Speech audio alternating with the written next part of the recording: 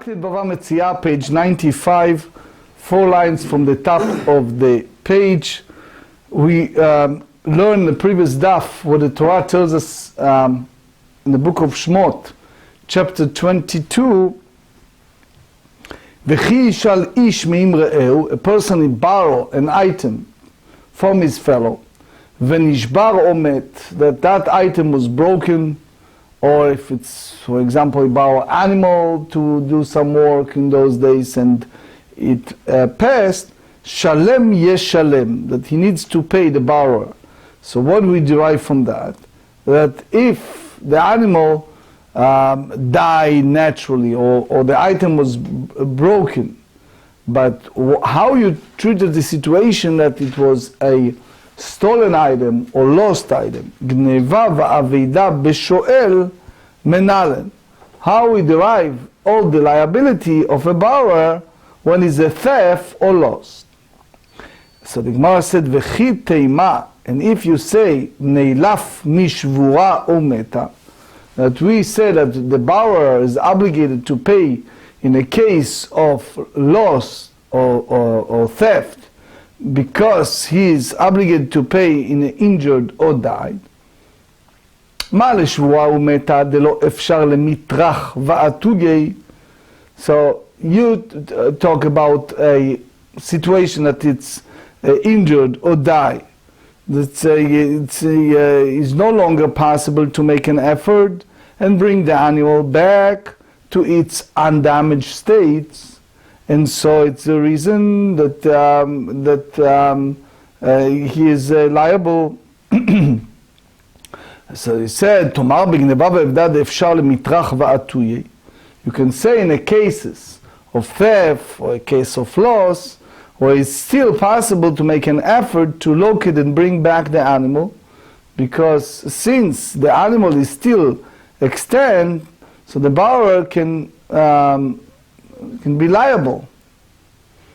The Ritva and other ask a question, see also in Tosfot, that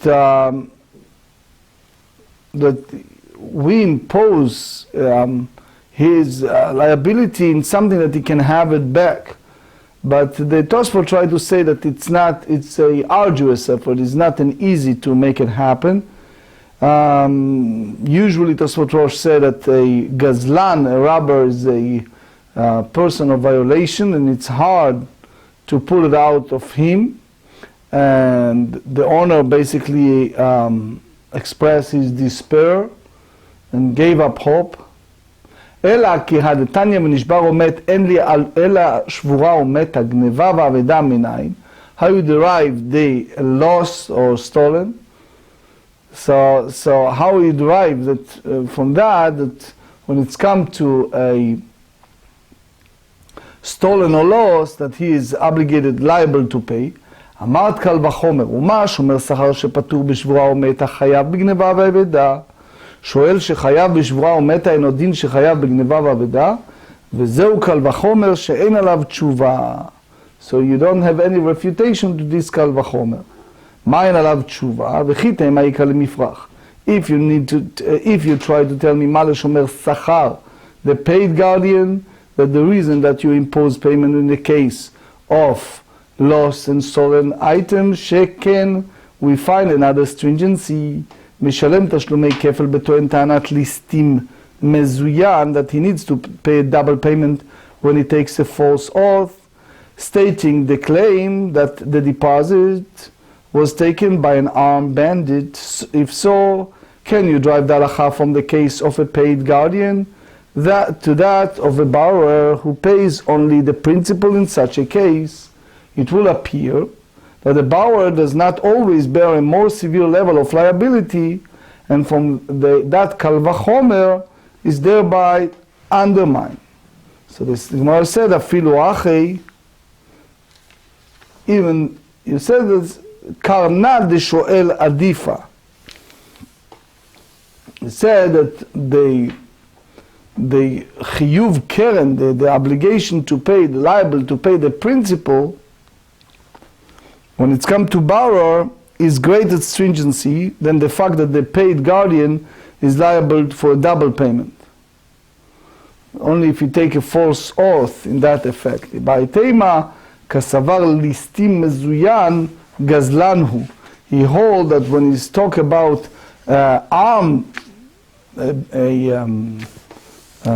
bandits, is classified as a robber. So a paid guardian is not liable for the double payment if he claims that the deposit was taken by an armed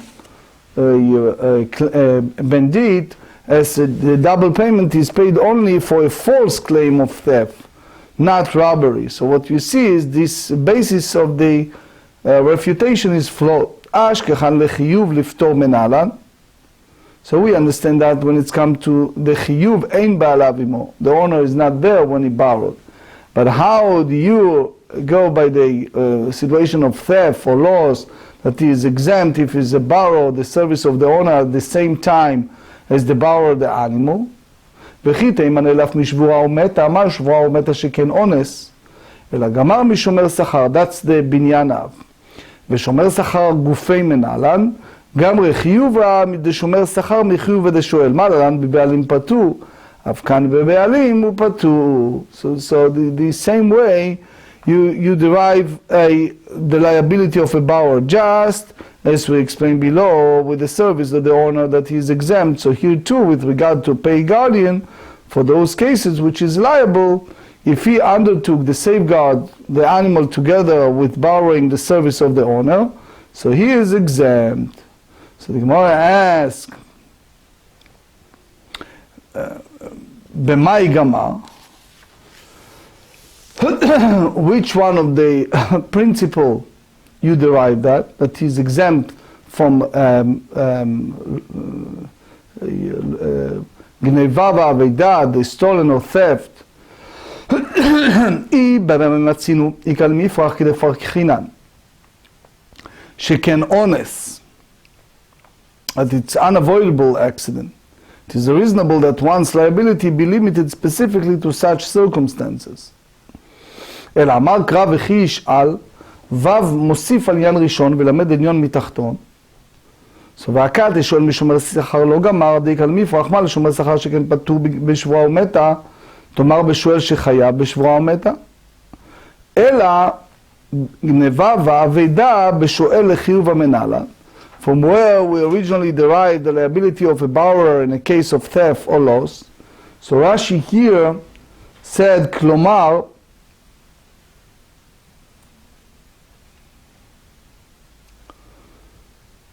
and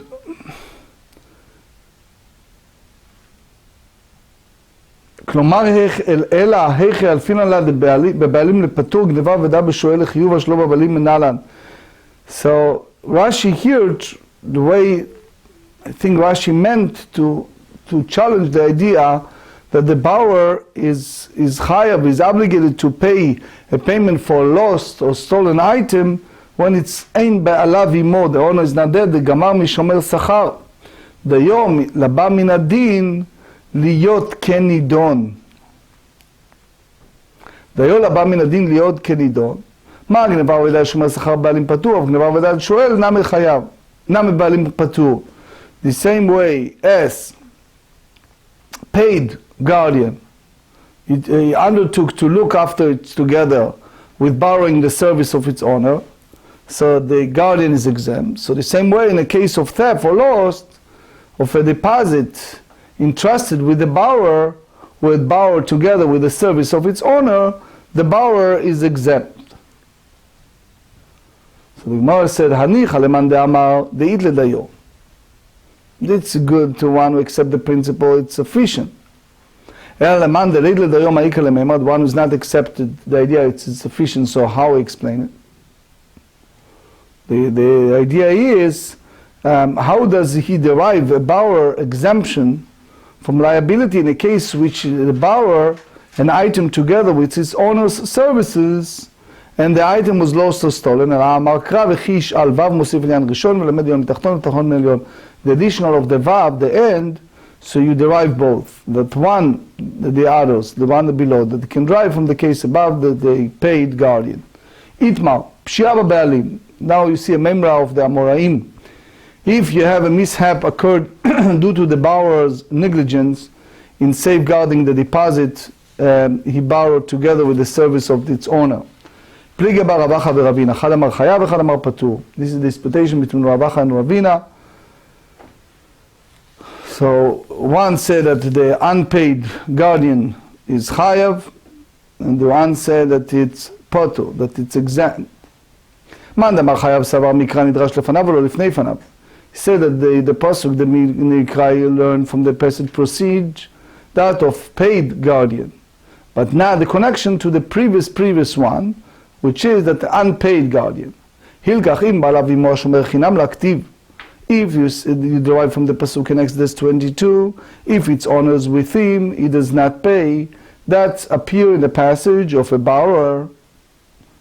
Ashomer chinam, it's not referred to unpaid guardian. Upshia name b'shomer chinam u'b'shuel oktiv. In addition, the negligence, when it's come to a paid bali or the borrower, it's not written. Hilkach b'shomer sachar u'b'shuel lechiyuv ate b'kal v'chomer. Therefore, you have to derive it from the kal v'chomer, from the liability for unpaid guardian, not from explicit pasuk. Rashi here said, ובשואל לא, כלומר אפילו בשומר שכר ושואל לא ופטור. But I think the way the Ritva explained it is the idea that again, you derive it only by the derivative of קל וחומר. אבל בבעלים לפטור, אף בשומר שכר ובשואל לא. That's I think what he meant. אפילו בשומר שכר, כלומר אפילו בשומר שכר ושואל לא ופטור, וכי גמרינן פשיעה בבעלים בשומר שכר ושואל וקל וחומר, שומר חינם וחייב לגמרי הוא. בין בבעלים בין שלא בעלים. That's the, כלומר in Rashi I think he meant. Anyway, here's the Marsha here.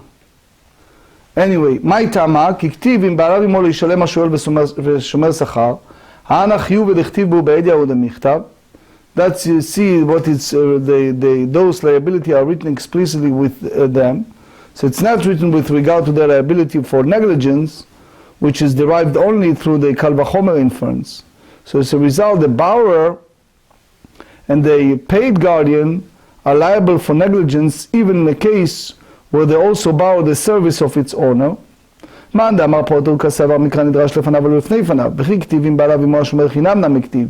So only the pasuk before and what before that. So therefore it's referred to an unpaid bali, limiting his liability even in the case of negligence.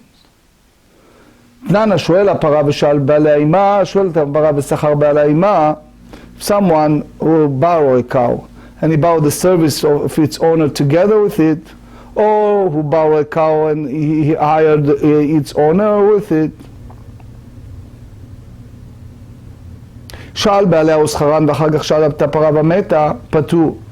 ואילו שומר חינם לא קטנה, we didn't speak about unpaid guardian, who is liable only for a mishap that was the result of a negligence. So presumably, this is because exemption from liability does not apply to a mishap that is the result of the guardian negligence. ולטעמך שומר שכר מקטני, if it's not, you didn't have it, although it certainly applies to at least cases of theft and loss, ela, but you have to say that the Tana of the Mishnah, Tana Milta, with regard to the Tana of the Mishnah, he learned the matter, Dichtiva Behedya Katani. 95b, Dichtiva Behedya, because it's written lucidly in the Torah, which is the borrower that the Torah speaks in the book of Shemot, chapter 22, verse 14, the ptor, the exempt of Be'alav imo, Katani, that's what the Tana in the Mishnah teaches us.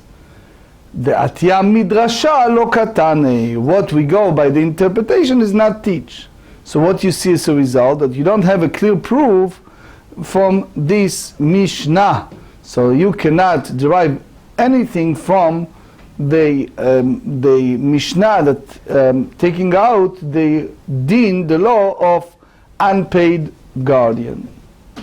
Now, the Gemara presents another challenge for the view of exempting a situation of ordinary negligence. Tashma, come in here. Sh'ala v'sha'al ba'aleha ima. Remember that originally speaking at the Mishnah, so in the previous daf we dealt with someone who borrowed a cow, and he also borrowed the service of its owner together. Schara v'sachar be'alei ima. He basically borrowed, he rent the cow and hired its owner with it. So they said, שכרה ושאל בעליה עמה, אף על פי שבעלים עושים מלאכה במקום אחר, even the owner of the cow can do job in different location. Later the Gemara explained where is it. The Tana is just shortened his view. When he used the term meta, so if it's a socher, if it's one is a renter, it's exempt from the onus.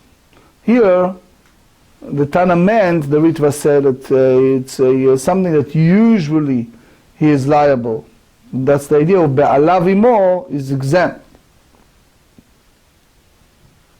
So they said, Vameta patus varua, the student of the yeshiva understand, Hamani Rabbi Yudai, the Amar socher keshomer sachar dami. The Torah said at the end of the parsha of Shoel, the Torah said in Shmot 22 verse 14, Im sachirhu ba bischaro. If that animal came to him in the matter of schirut, not a borrowing, so he is not the same as a regular framework of borrower, and is exempt from onus. Now the pasuk did not say clearly if the same din applied to the same as shomer sachar. So we, the Ritva said, usually when you have the baita stama Rabbi Yudai, or the way the Shita said that was the mekubal biyadam. So therefore, svarua Rabbi Yudai damar socher keshomer sachar dami. And he said, "Veha hai tanak tane milta deatya midrasha."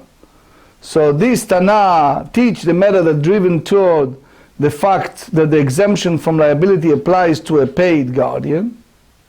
Ve'ilu shomer chinam lo katane, while he still does not teach that it applies to unpaid guardian.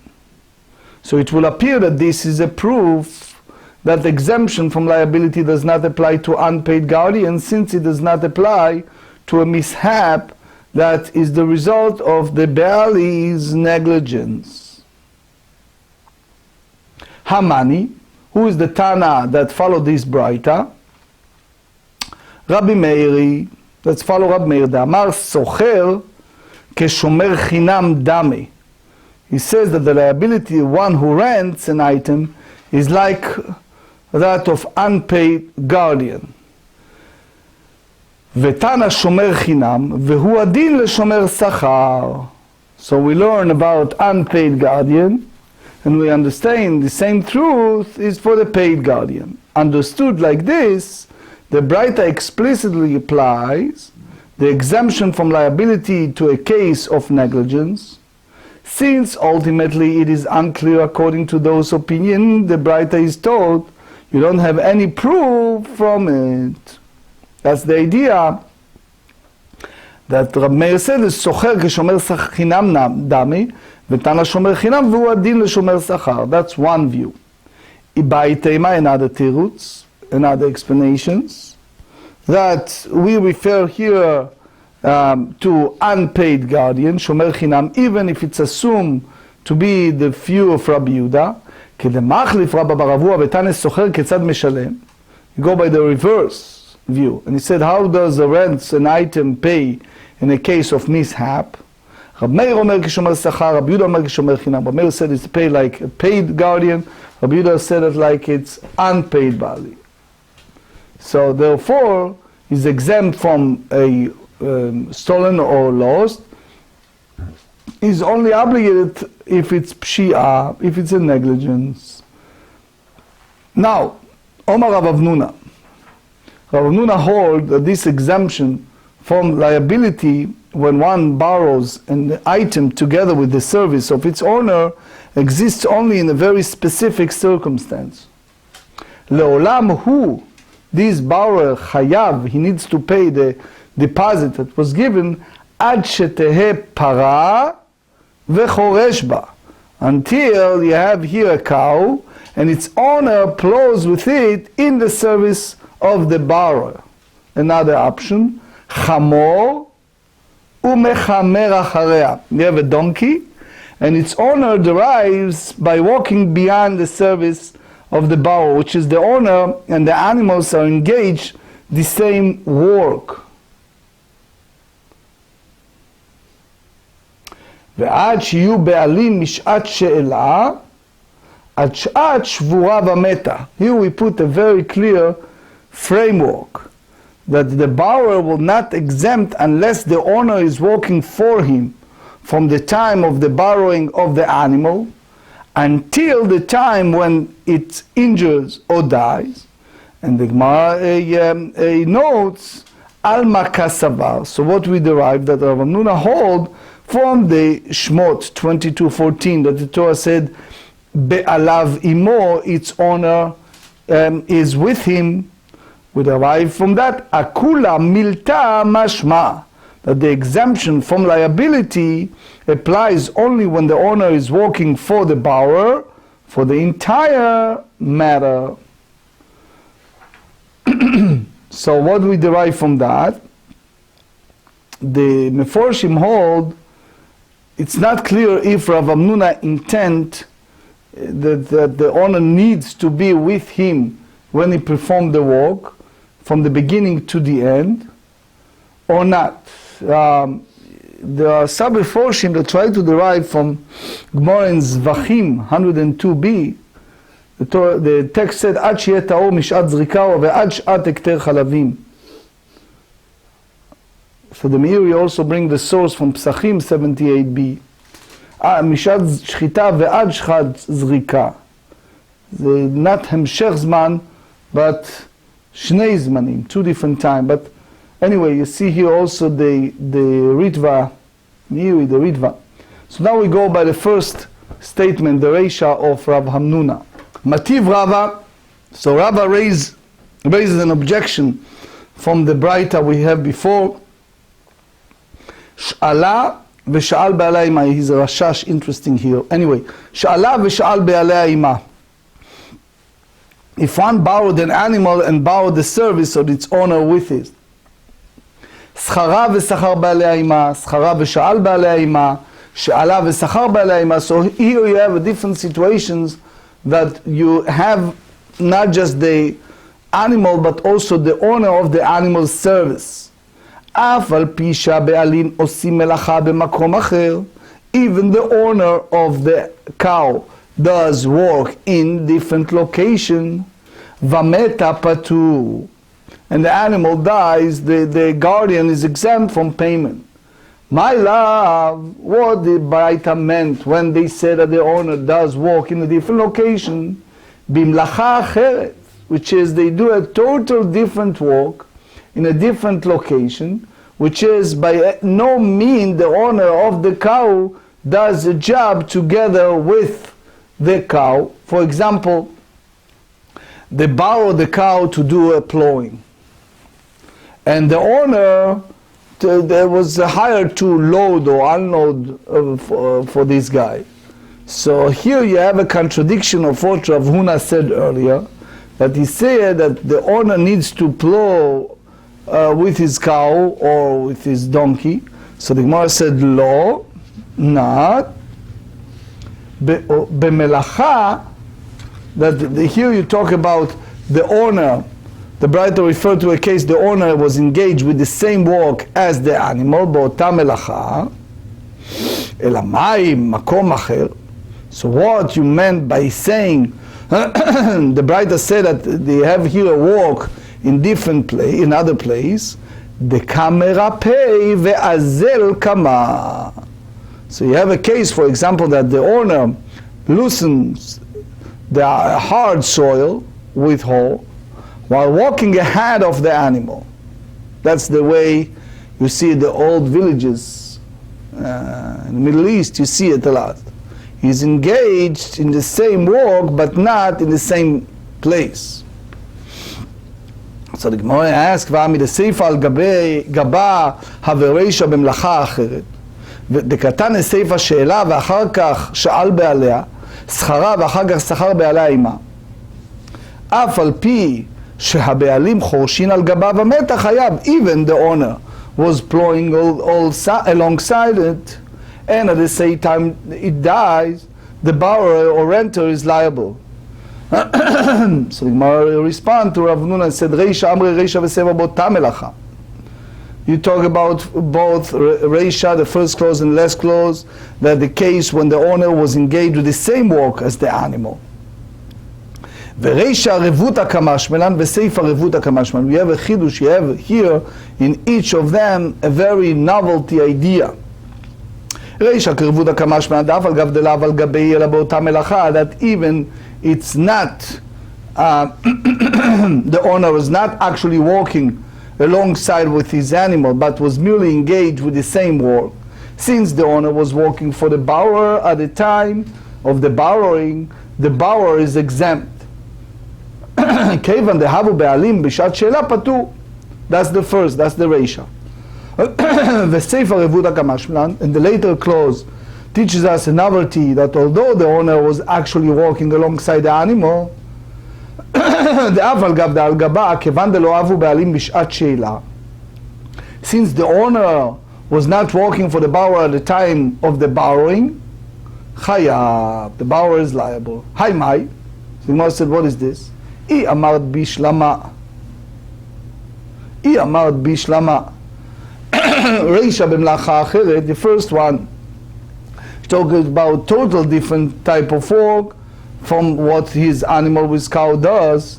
Seifa b'ota melacha, and the last clause speak about the same work. But if you tell me that both the first clause and the last clause is the same type of work, same work for his animal, so what exactly is the chidush? You have to say that both of them is a similar cases, which the owner is engaged the same work as his animal. The first clause teaches us that the borrower is exempt even in a case where the owner is engaged in different work than his animal. The first part of Rav Nuna's ruling, that the owner needs to be engaged in the same work as his animal, is thereby refuted. Now, we are going here by Rashi.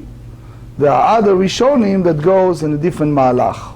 Anyway, ve'od, and furthermore, even the second part of Rav Nuna's ruling, that the exemption applies only when the owner was working for the borrower from the time of the borrowing of the animal until the time of the mishap, that also can be refuted. Tanya, Imashman and Nemar, what we derive from the Pasuk in Shmot 22 verse 14, Im be'alav imo lo yeshalem, if the owner is with him, he does not pay. Eini yodea she'en be'alav imo anymore lo yeshalem yeshalem, that if the owner is not there with him, he is obligated to pay. Elamat Talmud lomar, be'alav anymore lomar lecha haya imo b'shat she'ela, that if he was with him at the time of the borrow, ואין צריך להיות עמו בשעת שבורה ומתה, that it does not need to be with him at the time when the animal is injured or dies for the exemption from liability to apply. צריך להיות עמו בשעת שאלה. היה עמו בשעת שבורה ומתה, צריך להיות עמו בשעת שאלה. that he is with him at the time of that the animal is injured or dies, he doesn't need to have been with him at the time of borrowing for the exemption from liability to applies. So that's the way Rashi explained that, that it's enough that he was there with one of them.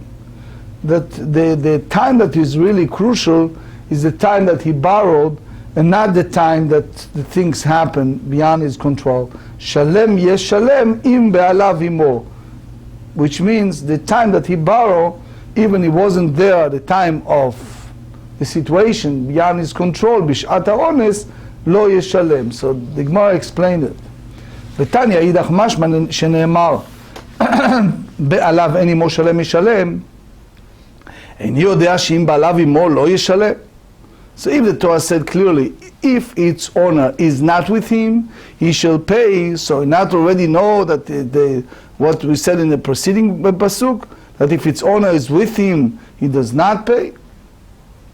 So למה התלמוד לומר אם בעליו עמו, לומר לך כיוון שיצאה מרשות משאיל, the moment that the animal is depart from the domain of the lender, its owner, and has been entrusted to the borrower, שעה אחת בבעלים במתה, even for a certain short time, only for one moment, and then dies, patu, the borrower is exempt.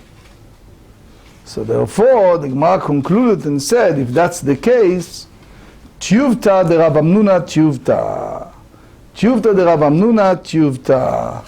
Which is, we have a total refutation of Rav Hamnuna, and that's the conclusive refutation. The Rambam in Ilchot Schirut, chapter 1, said, if one borrows an animal and hires or borrows the service of the animal's owner, either at the same time or before the animal was borrowed, then the borrower is exempt in a case of any mishap. And the Choshen Mishpat, the Shulchan Aruch Choshen Mishpat in 346 said it is entirely irrelevant whether or not the owner was still working for him at the same time of the mishap. So the Gemara in we're going to study next daf, if the time of the borrower is the animal is a total meshu'abad le'uven, is total obligated to the original owner, that's the idea. If be'alav imo yeshalem, if the animal die in the onus, so obviously Reuven is exempt. But I would like to conclude with a beautiful Tiferet Shlomo. I'm reading from beautiful statement by Rabbi Moshe Chaim Golevsky. He writes here that this Tiferet Shlomo in Moed Katan. The Tiferet Shlomo expounds on the greatness of Shabbatot. In Kiddush we say, who sanctified us with the mitzvot, desire us and gave us his holy Shabbat with love. And the end, it seems redundant to say, be'ava u'veratzon inchaltanu, who's gifted us with his holy Shabbat with love and desire. So he said that this can be understood, although the principle found on Bava Metzia 95 in our daf, because here we see that one can expound a verse to connect it from the verse before and afterwards. This is also the case regarding Shabbat itself. We expound Shabbatot and Shabbat before and Shabbat after, since it influences the 3 days before and the 3 days after Shabbat, right? Everyone remember that? So the source of the holiness of Shabbat comes from 2 Shabbatot. The first is called the Or HaGanuz, the primordial light that was hidden for tzaddikim in the time to come. The second is the Olam Haba, the world to come, which is called a great Shabbat. Now that Tiferet Shlomo said, we understand the similarly redundant reference to Shabbat in the Kiddush. The first refers to the first Shabbat, when the Oraganuz was hidden away for tzaddikim. The second alludes to the great Shabbat in the ultimate future, of which each Shabbat now mirrors.